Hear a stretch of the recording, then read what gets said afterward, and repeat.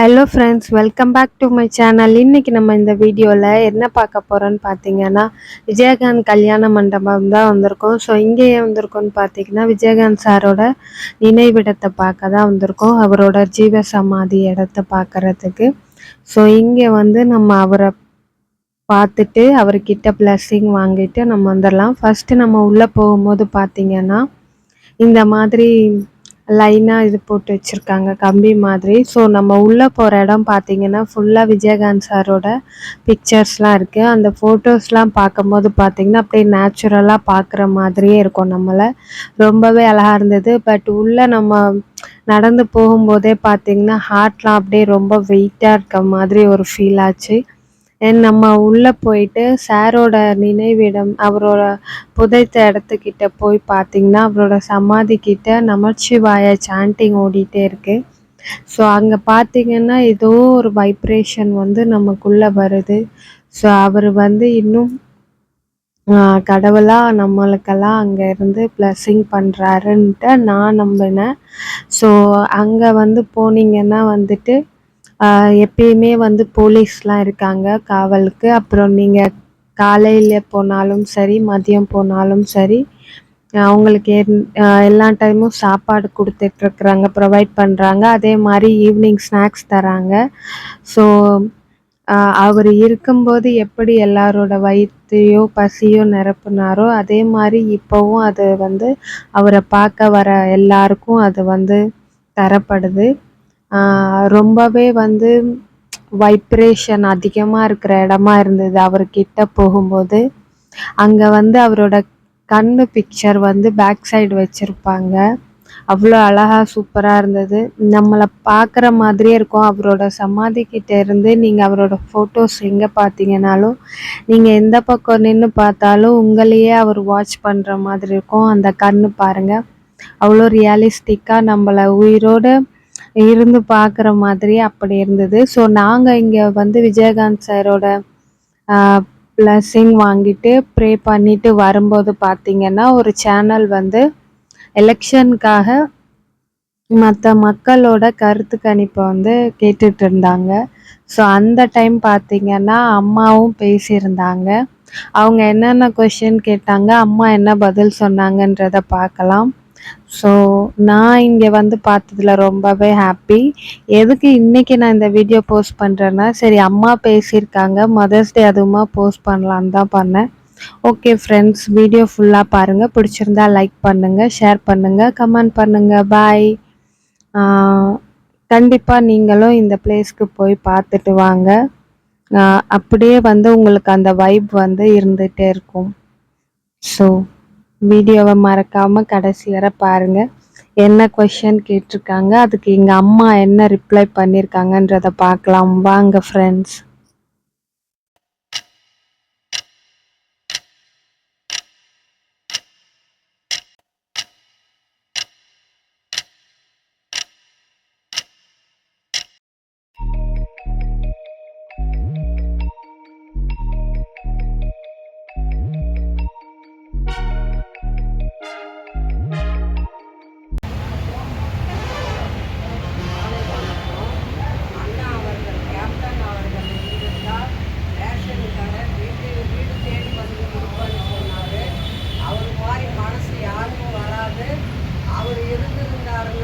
எவ்வளோ நல்லது நடக்கும். பெண்களுக்கு, ஆண்களுக்கு, குழந்தைங்களுக்கு அனைவருக்கும் நல்லது பண்ணுறவங்க.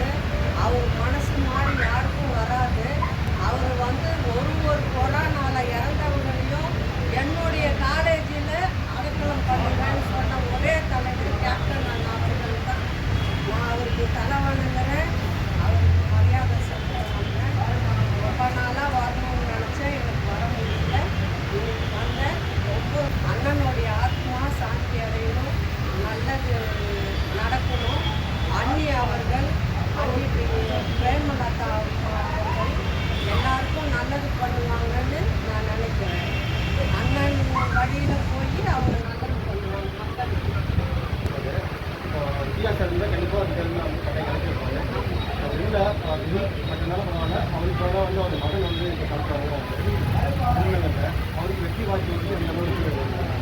அவருக்கு எந்த ஏரியாவில் கண்டிப்பா அவர் அண்ணன் வெற்றி பெறுவார். கேப்டன் அண்ணன் அவர்கள் பையன் தானுங்க, அவர் கண்டிப்பா வருவார். என் பேர் ஈஸ்வரி. அண்ணன் வந்தால் நான் வேக வைப்பார். அதாவது மக்களுக்கு நல்லது செய்கிறவங்க யாருமே இல்லைங்க. இப்போ மக்கள் செய்யணும், மக்கள் நல்லா இருக்கணும்னு நினைத்த ஒரே கேப்டன் அண்ணன் அவர்கள் மட்டும்தான்.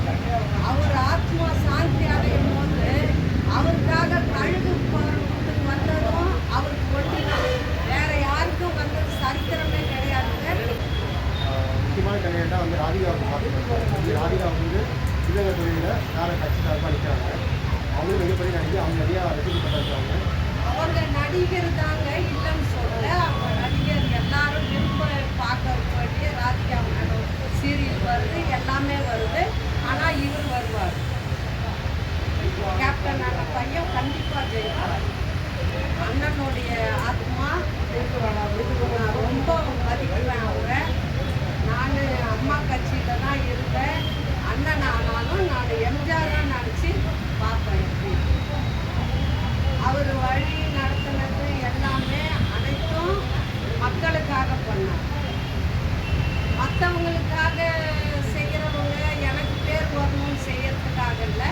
அண்ணன் இருந்து வந்திருந்தாருன்னா கேப்டன் அண்ணா அவர்கள் ரேஷன் கடை வீடு வீடாக பெண்கள் போய் வாங்க வேண்டாம், வீடு வீடாக நானே வந்து கொடுக்குறேன்னு சொல்லி வாக்குறுதி கொடுத்தாரு. ஆனால் மக்கள் வந்து சில காரணத்தினால் போடாமல் இருந்திருக்கலாம். ஆனால் இப்போதைக்கு அவர் வருவார். பட் அந்த சூழ்நிலையில் மக்கள் வந்து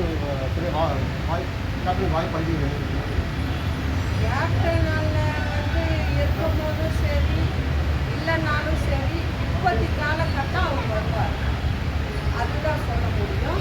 அதுக்கு மேலே எது சொல்கிறது? இப்போ வந்து மக்கள் புரிஞ்சுக்கிட்டாங்க.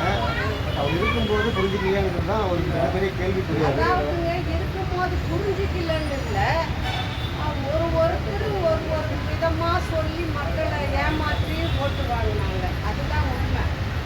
அண்ணன் நேர்மையோட, நல்ல எண்ணத்தோட, நல்ல முயற்சியோட, நல்ல கஷ்டப்பட்டு எவ்வளோ ஏழை குழந்தைங்களுக்கு படிக்க வச்சிருக்காரு, எவ்வளோ ஏழை மக்களுக்கு வீடு வாசல் கொடுத்துருக்காரு, எவ்வளோ அனைத்து மக்களுக்கும் நல்லதுதான் பண்ணியிருக்காரு கேப்டன் அண்ணா அவர்கள்.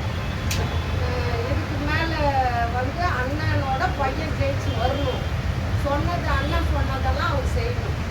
அதான் என்னுடைய ஆசை. என்னுடைய ஆசையும் மக்களுடைய ஆசையும். விருதுநகரில் பிரபா நிற்கிறாரு.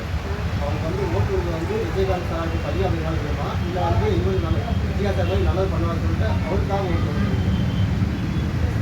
பையன் பண்ணுவாருங்க. அப்பா சொன்ன வாக்கை இப்போ பசங்க பண்ணலைங்களா, அது மாதிரி பண்ணுவார்.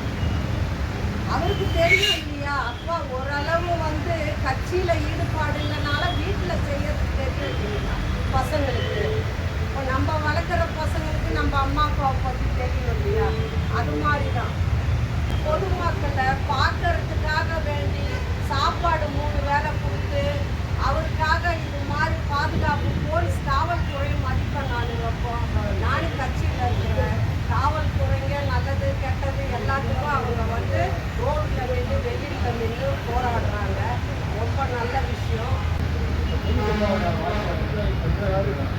விருதுநகரில் நல்லா இருக்கு. விருதுநகரில் கண்டிப்பாக வருவாங்க. மற்ற தொகுதி கடலூர் இருக்கு, மத்திய சென்னை இருக்கு. அது வந்து எனக்கு சொல்றதுக்கு தெரியல. இதுல கண்டிப்பா அண்ணனோட பையன் வர வாய்ப்பு. மக்கள் மனசுல வந்து இப்போ அண்ணன் நிற்பாருன்றது கண்டிப்பா எனக்கு தெரியுது. அது மாதிரி மக்கள் செய்வாங்க. நம்ம கேப்டன் அண்ணன் பையனுக்கு ஒரு வாக்குறுதி கொடுப்போம் அப்படின்னு முயற்சி எடுப்பாங்க. கல்யாணத்துக்காக எத்தனை கல்யாணத்துக்கு செஞ்சிருக்காருங்க அவரு.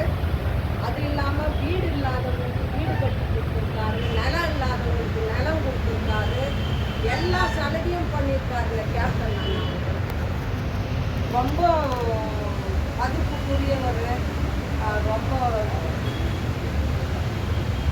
இது வந்து சொல்லப்போனால் இது வந்து கேப்டனோட சமாதி தான் சொல்ல முடியும்.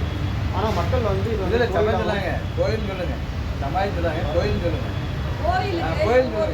கோயில்ல தான் நீங்க பார்க்க முடியும். ஓம் நமச்சிவாய கல்லறையில பார்க்க முடியாது. இது கோயிலா இருக்கணும் தான் அந்த வார்த்தை, அந்த அவங்களுடைய ஒலி கேட்குற மாதிரி அங்கே நான் சமாதியில் பூ போட்டு கும்பிடும் போது என்ன அறியாமல் ஒரு மாதிரி ஆயிடுச்சு. ஆனால் நான் அந்த இடத்துல எல்லாரும் பொதுமக்கள் பார்க்குற இடம்னு நான் வந்துட்டேன். உங்களுக்கு ஏதாவது உணவு தோழிச்சு அவர் பார்த்து அங்கே அவரை கும்பிடும்போது அந்த இடத்துல அவரை பார்க்கும்போது அவர் கும்பிடும்போது உங்களுக்கு ஏதாவது ஒரு வைப்ரேஷன் மாதிரி தோணுச்சு? ஆமாம், அண்ணனே நேரில் காட்சி கொடுக்குற மாதிரி, அண்ணனே நேரில் காட்சி, அந்த கண்ணு 2 வச்சுருக்காங்க, அது பார்த்தா அவர் நேராக பார்க்குற மாதிரி ஒரு வைப்ரேஷன். ரொம்ப அண்ணனுக்காக தலை வணங்குறேன். அண்ணனுடைய பையன் மீண்டும் எலெக்ஷனில் ஜெயிச்சு வரணும், எனக்கு வாழ்த்துக்கள்.